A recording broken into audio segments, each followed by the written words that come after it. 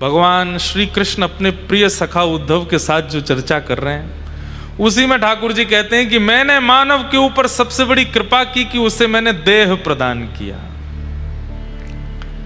मानव देह, भगवान कहते हैं मेरी सबसे बड़ी कृपा है उद्धव। लोग कहते हैं कि हम पर ठाकुर जी ने क्या कृपा की। आप पर सबसे बड़ी कृपा तो यह कि आप मानव बने बैठे हो। हम किसी अन्य प्रजाति या अन्य किसी योनि में होते तो अपने उद्धार और कथा श्रवण की हमको क्षमता प्राप्त नहीं होती। सीधी बात, जैसे जिनके पास वीजा होता है उनको उस देश में एंट्री करने का अधिकार है, चाहे शिप से जाएं, चाहे फ्लाइट से जाएं, चाहे कैसे भी जाएं, उस देश में प्रवेश का अधिकार उनके पास है। सब लोग बहुत ध्यान से इधर देखो, नेक नेक इधर देखो, कथा सुनो। और जो हमें दिखा के पानी पी रहे हैं, जैसे व्यास जी 4 घंटे कुछ नहीं पिएंगे, आपको भी नहीं पीना चाहिए, पहले ही पी पा के बैठिए। और आज के लिए हम क्षमा प्रार्थी हैं, आप लोग बहुत विलंब से हमारा आना हुआ, पर हमको एक लोभ है कि हम 2-3 महीना में अपने घर जाते हैं। अब हम आज निकले हैं घर से, अब सीधे 25 नवंबर को घर पहुंचेंगे। तो हम प्रयास करते हैं कि जितना समय हो सके थोड़ा माताजी पिताजी का आशीष प्राप्त कर लें। हमारी गाड़ी तैयार कल दोपहर से खड़ी थी, सब सामान लग चुके थे कि अब निकलेंगे अब निकलेंगे, लेकिन कल भाई दूज, सारी बहनें आई, तो बहुत महीनों बाद मिलना होता है, तो कल फिर रुक गए। तो सोचे आज सुबह सुबह निकलेंगे। हम पहुंच तो जाते 2 बजे तक ही, पर बीच में कुछ कार्य चल रहे थे सड़कों पर, जिसके कारण हम थोड़े विलंब हो गए। लेकिन कल से कथा का समय 2:30 बजे से है। आप सब लोग ठीक 2 बजे यहाँ पर स्थान ग्रहण कर लीजिएगा, 2:30 बजे तक सब आ जाइएगा। हम 3 बजे आएंगे। आप लोगों के लिए 2:30 बजे तक का समय है, हमारे लिए तो 3 बजे से ही है। तो आप सब लोग खूब आनंद से पधारिएगा, खूब भाव रखिएगा। तो हम निवेदन कर रहे थे, वो बात थोड़ी सुन लीजिए। जिस व्यक्ति के पास जिस देश का वीजा होता है, वो व्यक्ति जब चाहे, आधी रात भी चाहे, तो अपनी टिकट बुक करा के उस देश में प्रवेश कर सकता है। उसको कोई रोक टोक नहीं है। जिस पे वीजा नहीं है उसको सोचना पड़ेगा कि पहले कागज इकट्ठे करूं, एम्बेसी जाऊं, फिंगरप्रिंट्स दूं, अपने पेपर जमा करवाऊं, इंटरव्यू दूं, तब वीजा आएगा, तब मैं जा पाऊंगा। ठीक वैसे ही चाहे वैकुंठ कह लीजिए, चाहे साकेत कह लीजिए, चाहे गोलोक धाम कह लीजिए, स्वर्ग नहीं, वैकुंठ, साकेत या गोलोक, जो श्री वैष्णव परंपरा से दीक्षित हैं या श्री वैष्णव परंपरा का पालन करते हैं, वो वैकुंठगामी होते हैं। जो प्रभु श्री राम की परंपरा का पालन करते हैं, प्रभु श्री राम का अर्चन वंदन करते हैं, अयोध्या से अति प्रेम रखते हैं, वो साकेतगामी होते हैं। और जो श्री धाम वृंदावन के प्रति रुचि रखते हैं, निकुंज विलास की चर्चाओं में जिनका सुख होता है, वो गोलोकगामी होते हैं। तो या तो वैकुंठ, या तो साकेत, या तो गोलोक, इनका एक ही वीजा है। क्या? मानव शरीर। अगर किसी पर मानव शरीर नहीं है तो वो वैकुंठ, साकेत और गोलोक नहीं जा सकता। इसका मतलब क्या है? मुझे आपको मानव शरीर देकर के ठाकुर जी ने ये प्रमाणित किया है कि मैं चाहता हूं कि तू अपना उद्धार कर, इसीलिए मानव बना है। जिसे हम चाहते हैं कि वो अपना कल्याण करे, उसी को हम साधन देते हैं। अब ये कोटा पढ़ने वालों की भूमि है, यहां बहुत सारे बच्चे पढ़ते हैं।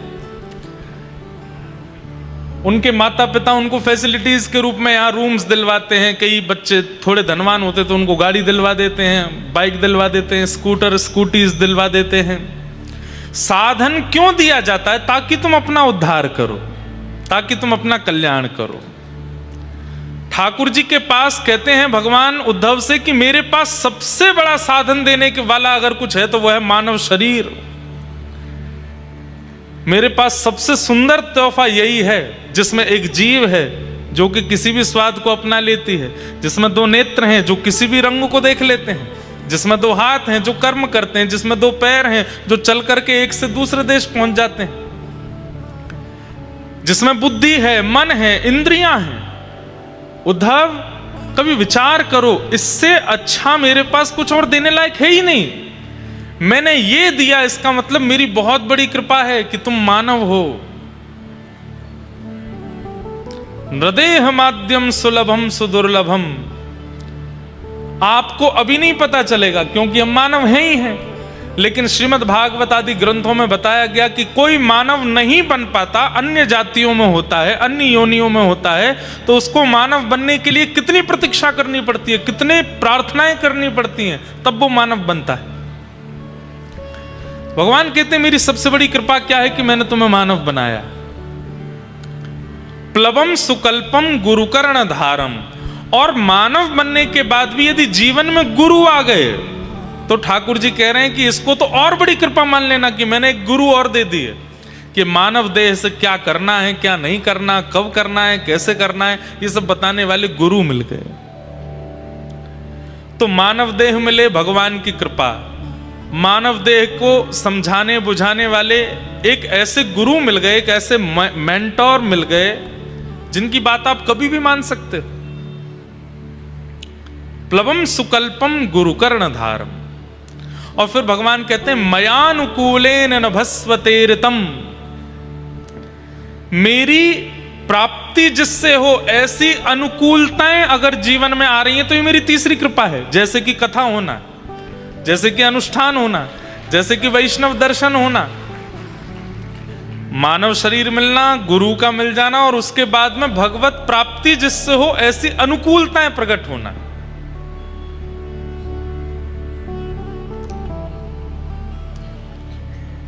कोटा वालों को ज्यादा प्रतीक्षा करनी नहीं पड़ी कथा के लिए। बहुत सारे बेचारे अब अगर कथा लेने आते हैं तो 2 साल बाद की समय मिलती है, लेकिन हमारी एक बड़ी बहन है, सबसे बड़ी बहन, उनका इस परिवार से संबंध है। उन्होंने माँ की तरह हमारा कान पकड़ा कि यहाँ तो जाना पड़ेगा। तो कथा तो कहीं और थी, आज से कथा कहीं और प्रारंभ होनी थी, और जहाँ कथा होनी थी वो 2 साल पहले समय दे चुके थे। बड़ी मुश्किल से फिर हाथ पांव जोड़ करके कि भैया संतों की आज्ञा है, माताजी की आज्ञा है, बहन की आज्ञा है, इसलिए हमको जाना पड़ेगा कोटा। तो कोटा तो 6-7 महीना में ही आ गए हम, नहीं तो बाकी सब जगह तो बहुत। इसमें आप हमारी योग्यता मत समझिएगा, इसमें हम आए हैं इस बात की प्रशंसा नहीं है। मयानुकूलेन नभस्वतेरितम। ठाकुर जी जो उद्धव जी से कह रहे हैं कि मानव का मिल जाना, शरीर का मिल जाना, गुरु का मिल जाना, उसके बाद में मेरी प्राप्ति जिससे हो ऐसे उत्सव, कथा, सत्संगों का प्राप्त हो जाना, ये मेरी बहुत बड़ी कृपा है मानव के ऊपर।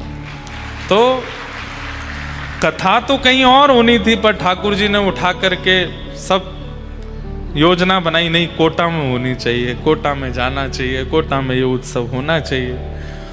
तो ये बहुत बड़ी कृपा है कि हम आप सब लोगों को मानव देह की उपलब्धि क्या है ये जानने के लिए कथा सुनने को मिल रही है, और वो भी दीपावली के अवसर पर मिल रही है। ऐसे परंपरागत परिवार के द्वारा यजमानत्व में मिल रही है, जो कि श्री वैष्णव परंपरा से हमारे श्री डीडवाना वाले पूज्य महाराज श्री, जिनकी कृपा से ये पूरा परिवार आज श्री वैष्णव परंपरा के अनुगत्य में लक्ष्मी वेंकटेश भगवान श्री राघवेंद्र सरकार की परम कृपा का अनुगमन कर रहा है। उस परिवार की यजमानत्व में मिल रही है। एक ये भी होता है कि यजमान अगर शुद्ध नहीं है मन से, विचार से, भोजन से, आचरण से, तो उनके द्वारा कराई गई कथा का भी कभी कभी इम्पैक्ट श्रोताओं पर भी पड़ता है। पर ये परिवार तो परम शुद्ध है, वैष्णव परिवार, उस परिवार के द्वारा ये कथा का क्रम होना, और ये सब व्यवस्थाएं बनना, ये सब बहुत बड़े सौभाग्य की बात है। चूकिएगा नहीं, नित्य पधारिएगा, समय से कथा में आ जाया करिएगा, पूरी कथा श्रवण कीजिएगा। छुट्टियां तो रविवार को पूरी हो जाएंगी, पर उसके बाद कथा तो 30 तारीख तक चलने वाली है, तो क्या करोगे? बीमारी की लीव डाल दो। अपने ऑफिस में, कॉलेज में, स्कूल में, इंस्टीट्यूट में, काम पर, जहाँ से भी आप लोग आते हैं, और कोई अगर जॉब करता है, बिजनेस करता है, सब जगह बोल दो, बोलो भैया पटाखे का धुआं चला गया अंदर, डॉक्टर ने मना किया है, अभी 10 दिन का बेड रेस्ट है, हाथ में पटाखा फूट गया है, ऐसा कुछ भी बोल दो। अरे भाई, व्यक्ति अपने घर परिवार के उत्सवों के लिए बहाने बना करके स्कूल से, सब जगह से छुट्टी ले लेता है। हमें तो ऐसा लगता है कि कभी ठाकुर जी के लिए बहाना बना करके छुट्टी लोगे तो ठाकुर जी भी खुश होंगे, वाह हम कुछ हैं, हमारी प्रायोरिटी है, इसीलिए हमारे लिए छुट्टी ली गई है। तो आप सब लोग खूब भाव से पधारिएगा, खूब आनंद के साथ। कोटा, अभी मेरे मन में एक बात आ रही थी कि कोटा को हम लोग मुख्य रूप से, अन्य स्थानों पर रहने वाले कोटा को केवल एक ही बात से जानते हैं कि यहाँ पर बच्चे पढ़ने के लिए आते हैं, यहाँ पर बच्चों की पढ़ाई होती है। मेरे मन में एक बात आई कि हमारी सरस्वती जी विचरण उन स्थानों पर ज्यादा करती हैं जिनका प्रारंभ क शब्द से होता है। सरस्वती जी का मुख्य स्थान कश्मीर माना जाता है। कश्मीर में सरस्वती जी का एक समय पर, वहां पर ब्राह्मण ही होते थे और सब विद्वान ही होते थे, सब सरस्वती जी का अनुसरण करने वाले ही होते थे। कश्मीर क से। दूसरा नाम आता है विशेष रूप से काशी, वाराणसी। काशी के विद्वानों की प्रधानता तो पूरे भारत में प्रसिद्ध है कि काशी के विद्वान हैं, काशी के विद्वान हैं। पंडितों की प्रधानता कश्मीर से, कश्मीर के पंडित हैं। पंडित मतलब केवल ब्राह्मणों को पंडित नहीं कहा जाता, विद्वानों को पंडित ही कहा जाता था। संगीत में निष्णात है उसको भी पंडित कहते हैं, कला में निष्णात है उसको भी पंडित कहते हैं, विद्या में निष्णात है उसको भी पंडित कहते हैं। तो कश्मीर सरस्वती की भूमि, काशी सरस्वती की भूमि, और कालांतर में अब कोटा भी सरस्वती जी की भूमि है। कितने सारे बच्चे यहाँ अपनी तैयारियां करते हैं, अपना भविष्य निर्माण करते हैं। माता पिता कितनी उम्मीदों के साथ बच्चों को यहाँ भेजते हैं, पढ़ लिख कर के बच्चे आगे बढ़ते हैं, फिर अपना भविष्य बनाते हैं, अपना पूरा जीवन निर्माण करते हैं। ऐसी ये कोटा की भूमि है। तो सरस्वती तो यहाँ विराजमान है, इसीलिए तो बच्चे यहाँ पढ़ पा रहे हैं। उसमें भी हमारा ये एलन परिवार कितने बच्चों को आश्रय। मैं अभी बता रहा था जब रास्ते में आ रहा था, जो भैया हमको लेने आए, लगभग कथाओं में, बड़े शहरों में जब भी कथा होती है तो कथा का समय यही 3-4 बजे से रहता है, तो शायद इंस्टीट्यूट की छुट्टी होती है, तो कितने सारे बच्चे एलन ग्रुप के जहां भी हैं आते हैं कथाओं में, और आते हैं कथा सुनते हैं। उनकी वो टी शर्ट पे लिखा रहता है, आते हैं कथाओं में बैठते हैं। तो कितने बच्चों का तो यहां से भी जीवन उद्धार हो रहा है। तो ये बहुत बड़े सौभाग्य की बात है कि ऐसे यजमान परिवार के द्वारा ये कथा आयोजित हो रही है, जो स्वयं विद्या देवी की आराधना करते हैं, स्वयं आचार्य परंपरा में सब श्री धारण करते हैं, श्री वैष्णव परंपरा का निर्वहन करते हैं। घर में ठाकुर जी की पद्धति की सेवा होती है, प्याज लहसुन आदि कुछ नहीं बनता है, इतनी शुद्ध पवित्रता रखते हैं।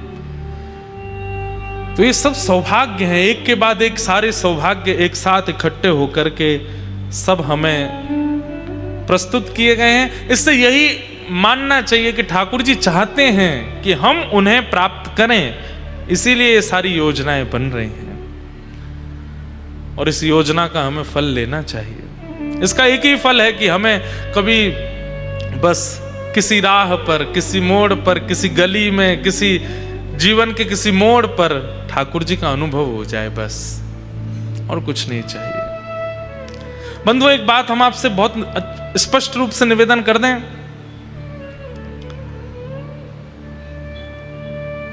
व्यक्ति अपना एक जीवन जीता है ना, तो उसके मन में एक भाव रहता है कि मुझे किसको रिप्रेजेंट करना है।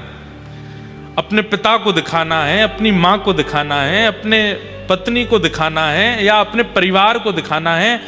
हमारी बात मान लीजिए, अगर कथा में आके बैठे हैं, मुख से श्री राधा नाम कृष्ण नाम कहते हैं, माथे पर उर्दपुंड लगाते हैं, वैष्णवों के दर्शन करते हैं, तो आज के बाद आपके रिप्रेजेंट के रूप में किसको रिप्रेजेंट करना है? ठाकुर जी को। मुझे उन्हें दिखाना है। मैं धन भी इसलिए कमाऊं कि ठाकुर जी को ये लगे कि भाई मेरे लिए कमाता है, मेरे उत्सव कर सके, मेरी प्राप्ति में आगे बढ़ सके, मेरी कथाएं का आयोजन करा सके। अपने जीवन में किसी के साथ भी अच्छा करते हैं, कुछ भी भला करते हैं, तो भी यही मन में रखिए कि ठाकुर जी देख रहे हैं, मुझे उनको दिखाना है, उनको बताना है। बस उनको पता चले कि हाँ, ये एक व्यक्ति है जो कुछ कर रहा है। और सब लोग तो एक आध आपके कार्यों पर बड़ी प्रशंसा करेंगे, लेकिन आपकी एक भूल पर, आपकी एक छोटी सी भूल पर वो पूर्व के किए हुए सारे अच्छे कामों को भूल जाएंगे और उस भूल को लेकर के आपको कोसते रहेंगे। पर ठाकुर जी का स्वभाव ऐसा है कि वो एक गलती, 2 गलती, 10 गलती, 20 गलती, 1000 गलतियों तक भी नजरअंदाजी करते हैं। कोई बात नहीं, इसने ये 4 अच्छे काम तो किए हैं, भले 1000 गलत किए लेकिन 4 अच्छे तो किए हैं। उनका स्वभाव ऐसा है। तो इस कथा का मूल उद्देश्य ये हो जाए कि मेरे चित्त में ये भावना प्रकट हो जाए कि मेरी आज के बाद प्रत्येक प्रतिक्रिया, प्रत्येक क्रिया, प्रत्येक कर्म, उसके पीछे मेरे मन में उद्देश्य क्या है कि मैं किसको दिखा रहा हूं? ठाकुर जी देख रहे हैं, ठाकुर जी को पता है।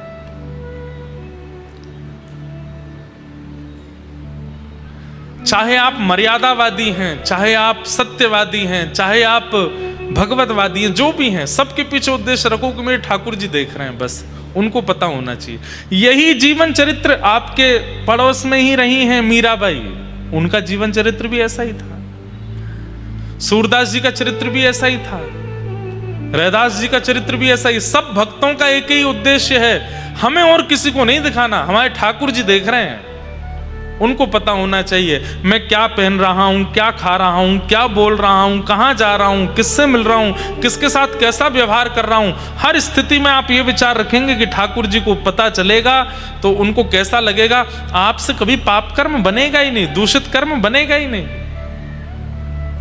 व्यक्ति पाप कर्म और दूषित कर्म क्यों कर बैठता है? क्योंकि उसके चित्त से यह बात निकल जाती है कि ठाकुर जी देख रहे हैं, ठाकुर जी को पता है। इसलिए अपने मन में विचार केवल ये करें, ठाकुर जी को सब पता है, ठाकुर जी देख रहे हैं, ठाकुर जी पूछेंगे तो मैं क्या उत्तर दूंगा। उस विचार से अपना जीवन जीना प्रारंभ कर दीजिए, हर दिन आपका आनंद में हो जाएगा।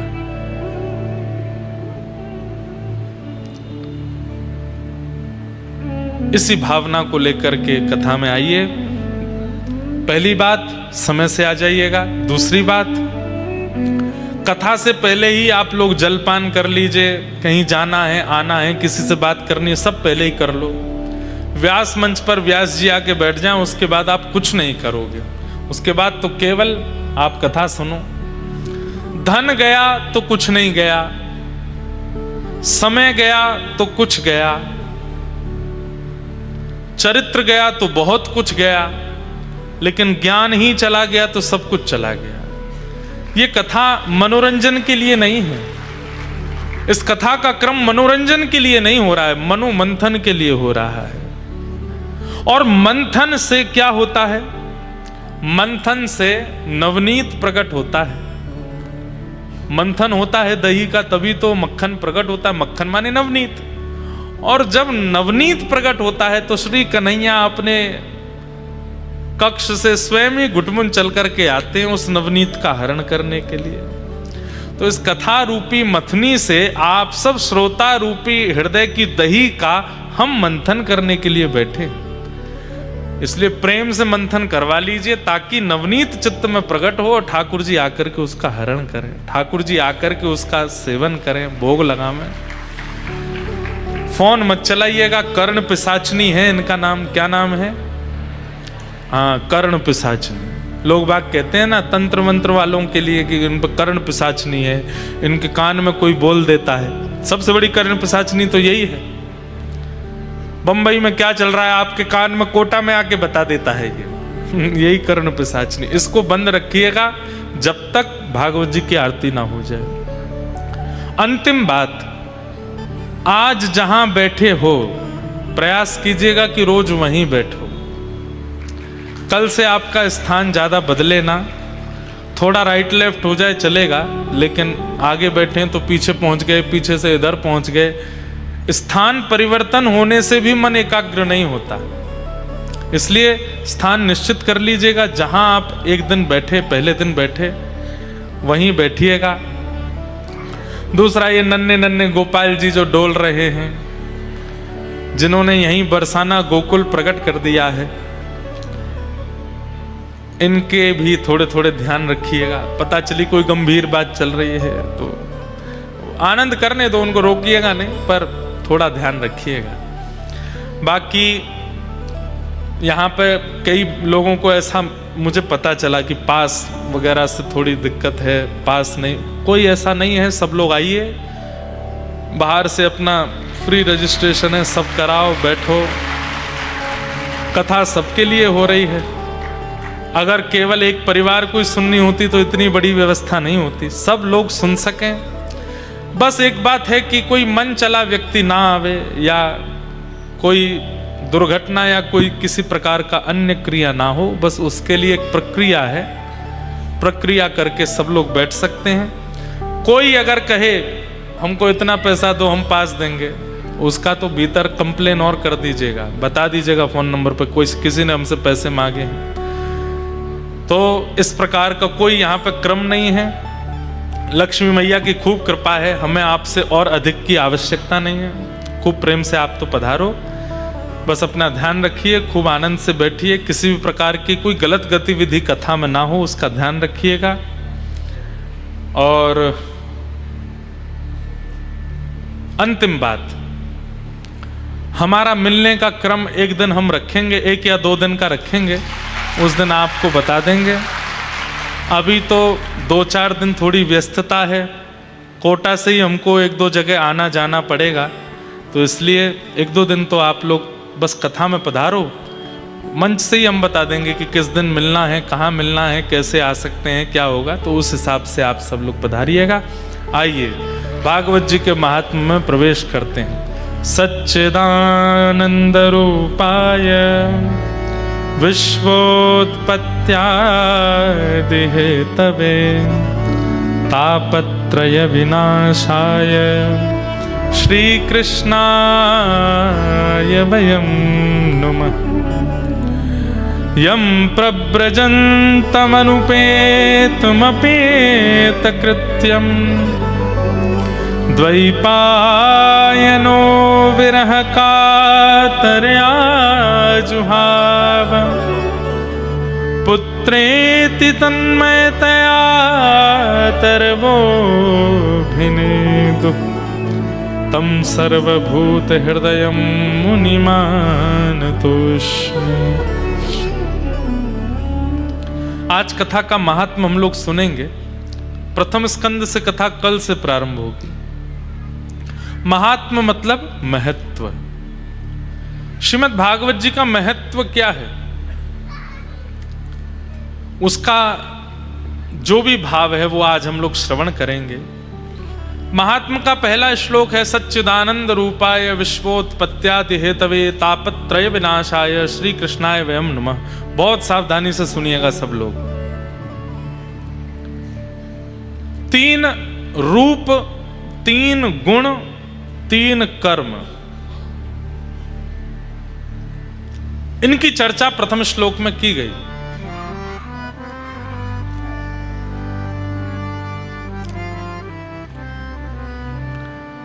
भगवान का परिचय क्या है? बहुत ध्यान से सुनिएगा, पहले श्लोक में ही स्पष्ट कर दिया कि ठाकुर जी कौन हैं। हम लोग हिंदू वैदिक सनातन धर्मावलंबी अपने आप को कहते हैं, पर हमसे हमारे ठाकुर जी के बारे में कोई पूछे तो हमको ज्यादा ज्ञान नहीं। ध्यान से सुनो, जिनके तीन ही रूप हैं, तीन ही गुण हैं, तीन ही कर्म हैं, वही हमारे इष्ट हैं। तीन रूप कौन कौन से? सत्य, चैतन्य और आनंद। देखिए, रूप और स्वरूप ये दो बातें होती हैं। मैं हर कथा में लगभग ये बात कहता हूं,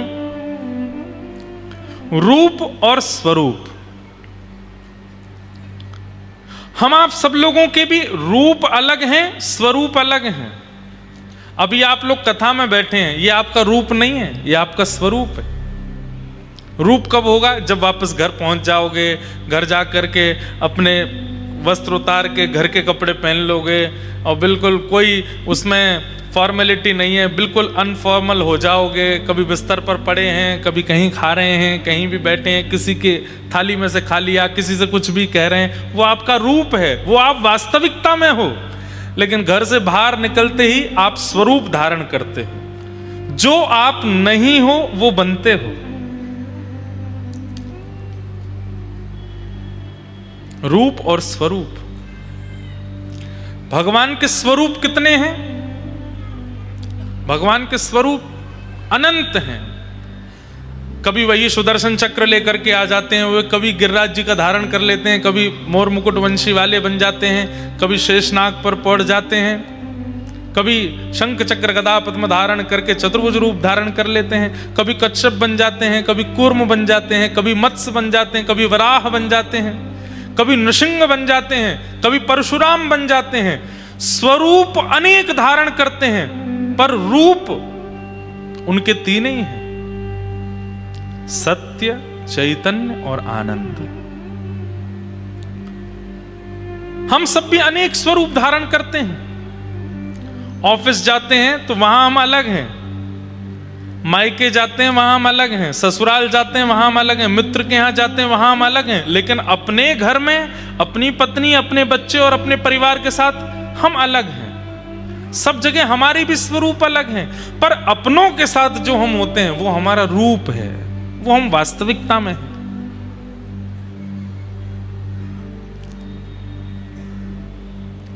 ठाकुर जी भी भक्तों की इच्छा पूरी करने के लिए अनेक स्वरूप धारण करते हैं, पर मूल रूप से चाहे नृसिंह हो, चाहे जगन्नाथ हो, चाहे मत्स्य हो, चाहे कूर्म हो, चाहे वराह हो, चाहे परशुराम हो, सबके अंदर वाले जो रूप हैं उनमें तीन ही हैं, सत्य, चैतन्य और आनंद। तो भगवान के रूप का सबसे पहला लक्षण क्या है? सत्य। ठाकुर जी सत्य हैं। आप किसी भी लीला को उठा करके ले आइए, चाहे कृष्ण रूप की लीला हो, चाहे राम रूप की लीला हो, चाहे नृसिंह रूप की लीला हो, उस पर आप प्रश्न चिन्ह उठा लीजिए कि ठाकुर जी ने यह काम कैसे कर दिया, यह तो हो ही नहीं सकता था।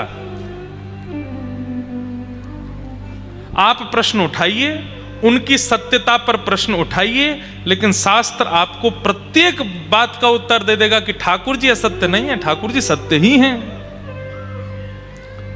इधर देखिए सब लोग, यहां देखो, वहां भी देख सकते हो, इधर भी देख सकते हो, पर देखते हमको ही रहना। हाँ भैया, चर्चा आती है चित्त में तो ये लगता है आपको समझ में आ जाए, तो हमारी दक्षिणा तो यही है। ठाकुर जी हमको और किस लिए कथा वक्ता बनाए हैं कि भाई तुम्हारी बातों से, तुम्हारी कथा से व्यक्ति को कुछ समझ आ जाए, ताकि वो बच जाए किसी गलत कार्य को कर। हम आपको सत्य बताएं, इतने लोग कथा में बैठे हैं, पर परिवर्तन 100 लोगों का ही होना है, और उन 100 में आप भी हो सकते हो। इसलिए ध्यान से सुनो, सबका नहीं होगा, ये बात हम पहले दिन ही कह रहे हैं। इस कथा के 7वें दिन 100 लोग ही बदलेंगे, पर उन 100 में आपका नाम हो, ये जिम्मेवारी आपकी होनी चाहिए कि मैं उन 100 में मैं भी हूं। इसलिए ध्यान से सुनो। कई लोग प्रश्न उठाते हैं कि प्रभु श्री राम ने सीता जी के साथ जो व्यवहार किया वो उचित नहीं था। हमारे हिंदू वैदिक सनातन धर्म में जिनको परमात्मा का स्वरूप माना गया, ऐसे प्रभु श्री राम कभी कुछ गलत कर ही नहीं सकते, वो सत्य स्वरूप हैं। पर आज भी कई लोग प्रश्न उठाते हैं, तो फिर वह त्याग की स्थिति क्यों बनी? एक व्यक्ति के कहने पर त्याग क्यों किया? अधिकतर आज के युवा मुझसे यही प्रश्न कर बैठते हैं।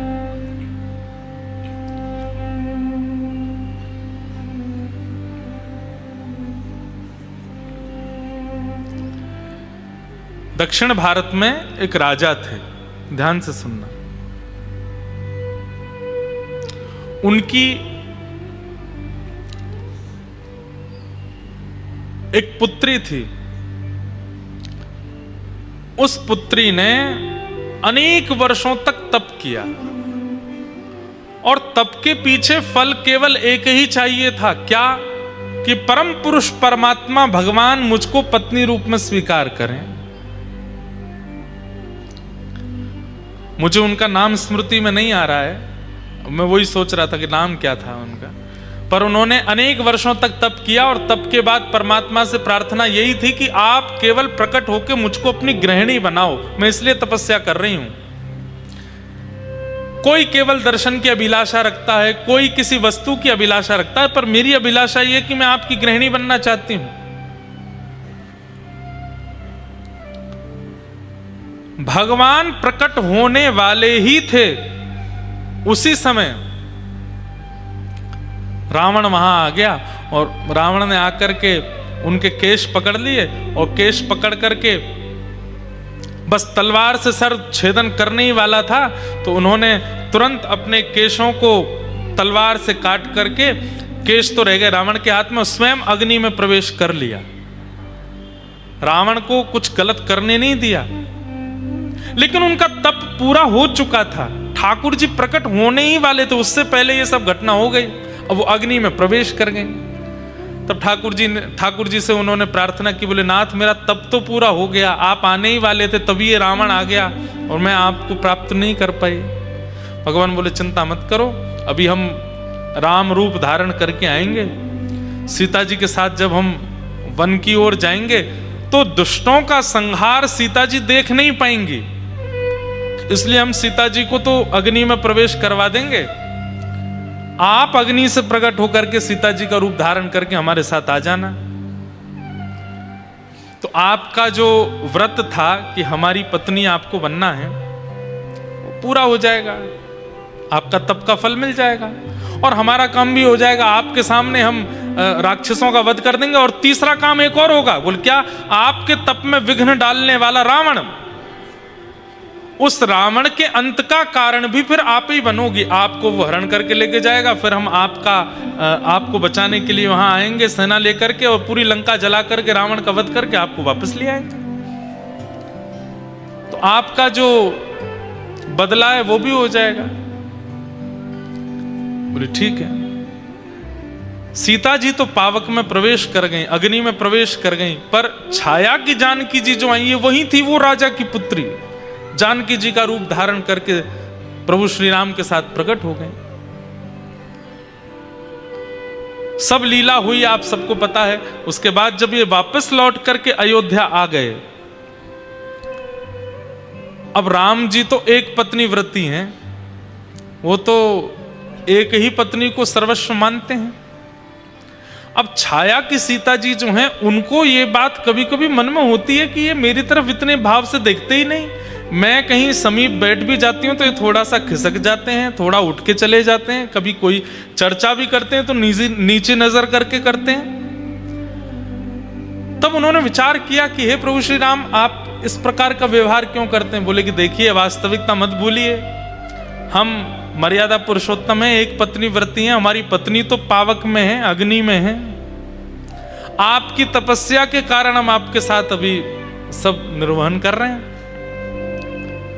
तब उन्होंने कहा कि तो फिर ये तो केवल आपने खाना पूर्ति की कि बस हमको पत्नी बना करके बैठा लिया है, ना तो हमारे प्रति आपका कोई भाव, ना आपके मन में कोई चिंतन, ना आप हमें देखते हैं, ना कुछ ऐसा।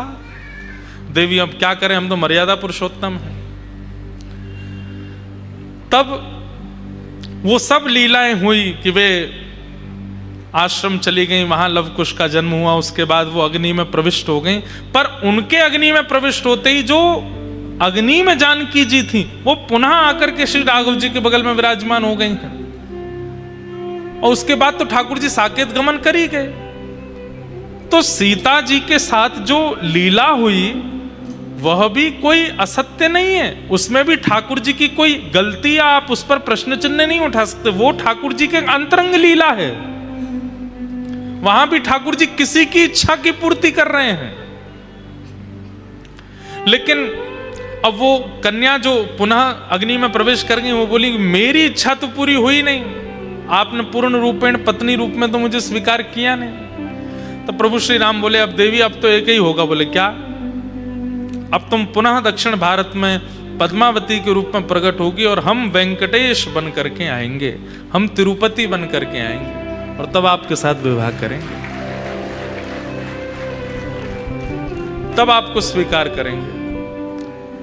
तो लक्ष्मी जी किसी बात से रूठ करके कोल्हापुर चली गई और उस बीच में फिर वेंकटेश भगवान का विवाह पद्मावती जी के साथ में हो। ये पद्मावती जी तीसरे जन्म में आकर के, तीसरे स्वरूप में आकर के वेंकटेश भगवान की गृहिणी के रूप में विराजमान हो। पूरी दुनिया में किसी भी शास्त्र में आप ठाकुर जी के किसी भी विषय पर अगर प्रश्न उठाते हैं उसका उत्तर है और अंत में आकर के ठाकुर जी ही सत्य घोषित हो जाएंगे, आप उनको असत्य घोषित नहीं कर सकते। वो कब कहां कौन सी लीला किस तरीके से कैसे संपादित कर रहे हैं ये वही जानते हैं, या उनका अनुसंधान करने वाले वैष्णव जन जानते हैं। तो ठाकुर जी का पहला रूप क्या है? सत्य। वो असत्य नहीं हो सकते। वो जहां कहीं भी जो कुछ भी कर रहे हैं सब में सत्य विराजमान है। ठाकुर जी का पहला रूप है सत्य। ठाकुर जी का दूसरा रूप क्या है? चैतन्य। हमारे पीछे श्रीनाथ जी विराजमान हैं। कोई इन्हें प्लास्टिक का समझे, कोई लकड़ी का समझे, कोई कार्डबोर्ड का समझे, तो ये बहुत बड़ा अपराध है। ये चैतन्य ही है, साक्षात चैतन्य है। अब इनकी बात ऐसी है, मैं एक बात बताता हूं कथा में। बचपन में जो आप लोग यहां बैठे हैं, आप सबने एक खेल खेला होगा, बर्फ पानी खेला है? खेला है? बर्फ पानी खेल में क्या होता है कि वो एक बालक उनमें से बोल देता है बर्फ, तो वो सब जैसे हैं वैसे ही खड़े रह जाते हैं, बाकी के बच्चे घूमते रहते हैं उसको छू करके पानी करने के लिए, तो वो पानी होता है।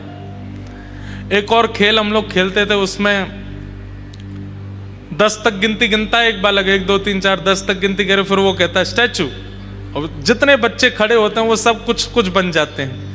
कोई हाथ ऊपर करके, कोई नृत्य करता हुआ, कोई बैठ करके। अब टास्क क्या है? जिसने गिनती गिनी है उसको कहा जाता है अब तू हम में से किसी को हंसा के दिखा। अगर एक भी हिल गया तो जो हिलता जाता है वो बाहर होता चला जाता है, और जो सबसे पहले हिलता है फिर 10 नंबर तक वो गिनता है जाकर के। ठीक वैसे ही हम तो वो व्यक्ति हैं जो गिनती कर रहा है 10 तक। 100 तक गिनती होती है हमारी। 100 तक मतलब 100 साल की गिनती है, जन्म से प्रारंभ हो जाती है। और ठाकुर जी हमारे साथ वही खेल खेल रहे हैं, स्टैचू बन के खड़े हैं। बोले अब तुम वो हंसा के दिखा, अब तुम वो हिला के दिखा। तो में सामर्थ्य है तो अपने नाम जप से, अपनी भक्ति से, अपनी परिक्रमा से, अपने तप से, अपने बल से, अपने प्रसाद से, अपने भजन से, अपने नृत्य से, अपने गायन से, काऊ से भी मुंह को हिला के दिखा दे। पर ठाकुर जी इतना अद्भुत खेल खेलते हैं, हम कुछ भी कर दें वो यूं ही खड़े रहते हैं, हिलते ही नहीं है। इसका मतलब क्या है? अगर सामने वाला बालक हिल नहीं रहा है, इसका मतलब तुम्हारी तरफ से एफर्ट हुआ ही नहीं है, तुम उसको हंसा ही नहीं पाए हो, तुम ऐसा कुछ कर ही नहीं पाए कि वो हंसे। लेकिन गिनती 100 साल की ही है, और वो 100 भी पूरे नहीं हो रहे हैं आजकल। 80-90 से पहले ही टपक जा रहे हैं हम लोग। भगवान जड़ नहीं है, वो चैतन्य ही है, पर हमारे लिए जड़ बन के खड़े हैं कि तुम्हारे लिए टास्क है कि मेरे जड़त्व को तुम चैतन्य बना करके दिखाओ। श्रीनाथ जी चैतन्य नहीं हुए? कितनी बार चैतन्य हुए, आज भी चैतन्य होते हैं। कुम्मन दास जी के लिए चैतन्य हुए, सूरदास जी के लिए चैतन्य हुए, छीत स्वामी जी के लिए चैतन्य हुए, भक्तिमती मीराबाई के लिए चैतन्य हुए, रैदास जी के लिए चैतन्य हुए, हमारे लिए नहीं हुए। क्यों? क्योंकि हमने पहले ही मान लिया है कि ये जड़ ही हैं, ये मूर्ति ही हैं, ये धातु ही हैं, ये पत्थर ही हैं। नहीं, श्रीमद् भागवत में स्पष्ट कर दिया महात्मा में पहले ही कि ठाकुर जी कौन है? चैतन्य। उनके प्रति चैतन्य बुद्धि ही रखो। जड़ भाव मत लाओ, वो चैतन्य है। लेकिन हमें जड़ की तरह प्रतीत हो रहे हैं, इसका मतलब क्या है कि हमारी बुद्धि और इंद्रियों की इतनी क्षमता नहीं कि हम उनके चैतन्य का अनुभव कर पाए, इसलिए हमें जड़ ही लगते हैं। और ये दो बातें हैं, ठाकुर जी को सत्य स्वरूप मान लो, ठाकुर जी को चैतन्य स्वरूप मान लो, तो तीसरा स्वरूप आपको मानना नहीं पड़ेगा, ठाकुर जी अपने आप प्रकट कर देंगे, आनंद। फिर आनंद ही आनंद लगेगा। चलते फिरते, उठते बैठते, खाते पीते, हंसते सोते जागते, हर स्थिति में केवल आनंद का अनुभव होगा। हमारे संत महात्मा इतने कष्टों के बाद भी इतने आनंद में क्यों रहते हैं? क्योंकि वो ठाकुर जी को सत्य और चैतन्य स्वरूप मान चुके हैं, इसलिए आनंद का अनुभव होता है। हम अभी भी उनको जड़ मानते हैं, इसलिए हमको आनंद नहीं, दुख होता है, कष्ट होता है, पीड़ा होती है, ग्लानि होती है, आत्मग्लानि होती है, ना जाने क्या क्या ये सब भाव। ये संतों को क्यों नहीं आते, हमको ही क्यों आते हैं ये सारे भाव? क्योंकि हम ठाकुर जी के प्रति जड़ बुद्धि रखते हैं, असत्य बुद्धि रखते हैं।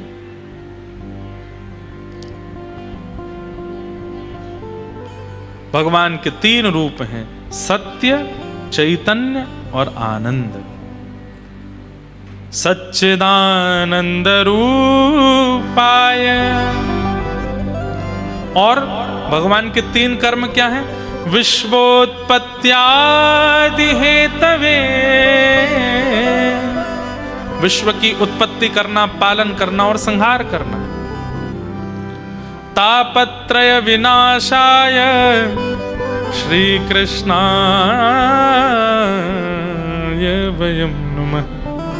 तापत्रय विनाशाय, तीन प्रकार के ताप यानी कि कष्ट हम सबके जीवन में आते हैं, आदिदैविक, आदि भौतिक, आध्यात्मिक।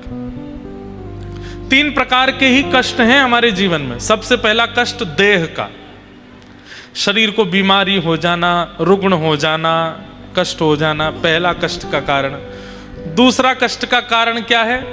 आदिदैविक, प्रकृति के द्वारा कष्ट हो जाना, सर्दी की वजह से, धूप की वजह से, वर्षा की वजह से, बाढ़ की वजह से, भूकंप की वजह से, आदिदैविक। और तीसरा कष्ट का कारण होता है अपनों की वजह से, मित्र की वजह से, पत्नी की वजह से, पिता की वजह से, बच्चों की वजह से, पड़ोसियों की वजह से। ये तीन ही दुख के कारण है हमारे संसार में, और चौथा कोई दुख का कारण नहीं। आदिदैविक, आदि भौतिक, आध्यात्मिक।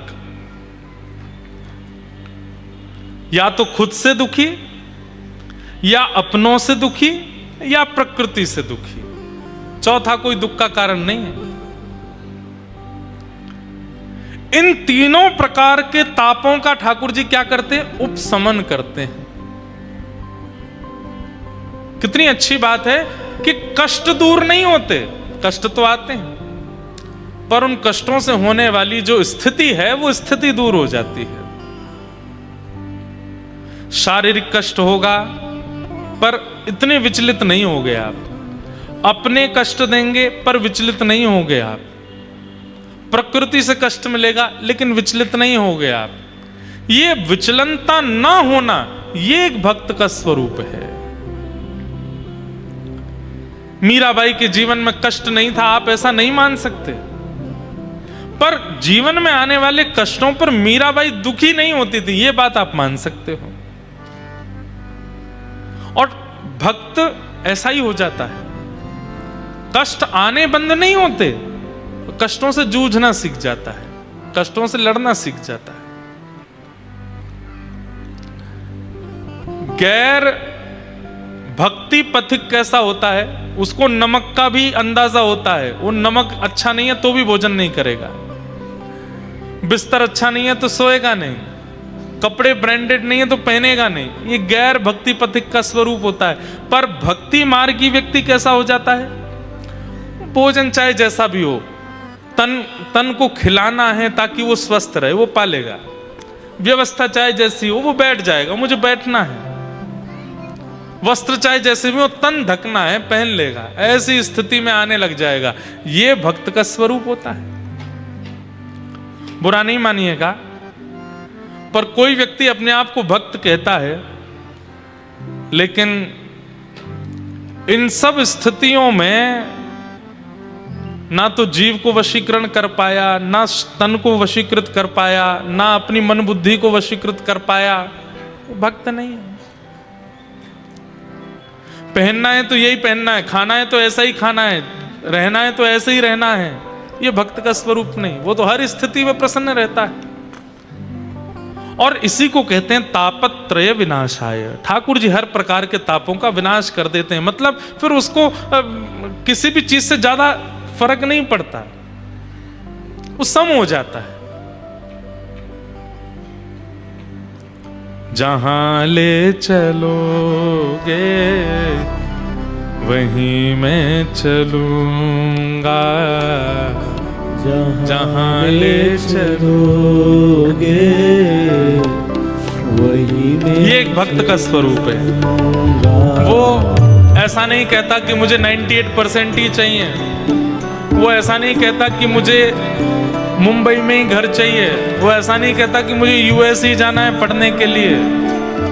वो कहता है कि नाथ प्रयास मैं कर रहा हूं, प्रयास मैं करूंगा, पर मेरे लिए जो उचित हो वो आप दीजिएगा, और आप जो देंगे उसमें मैं कुछ किंतु परंतु नहीं करूंगा, मुझे सब स्वीकार है। ये एक भक्त का स्वरूप होता है। वो अपनी जिद थोपता नहीं है ठाकुर जी के आगे जाकर के। जहां नाथ रख दो